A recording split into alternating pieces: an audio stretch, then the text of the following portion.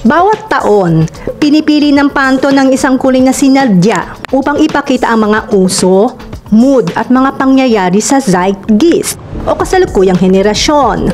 Ang Pantone, ang inilarawan sa sarili na autoridad ng mundo sa kulay, ay nag-aanunsyo ng kulay ng taon nito. Idineklara ni Pantone ang Pantone 17-1230 Mocha Mousse bilang Pantone Color of the Year para sa 2025. Ang evocative soft brown o warming rich brown hue ay nagpapalaki sa mungkahi ng napakasarap na kalidad ng kakao, tsokolate at kape na nakakaakit sa pagnanais para sa kaginhawahan. Ang makalupang kulay ay sumasakop sa isang lumalagong kilusan upang ihanay ang ating sarili sa natural na mundo. Masining na inilalarawan ng Pantone Color Institute ang Mocha Mousse bilang isang kulay na nagpapakita ng pangangailangan para sa pagkakaisa.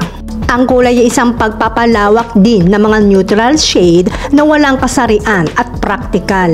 Ang Mocha Mousse na nagpapalabas ng imahe ng isang magaan, pinalo na masarap na pagkain, pinakamahusay na naglalarawan sa nagpapainit, mayaman na kayumangging kulay na iniisip ng mga tao kapag nangangarap sila ng ginhawa.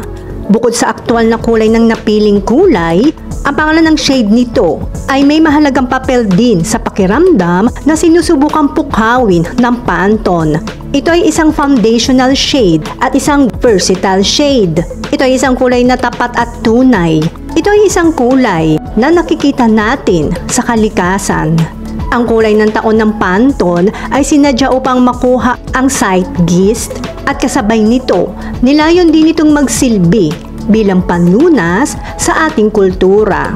Ito ay isang salamin ng kasalukuyang mga pangangailangan ng mundo kumpara sa isang pagtataya ng kung ano ang nasa uso.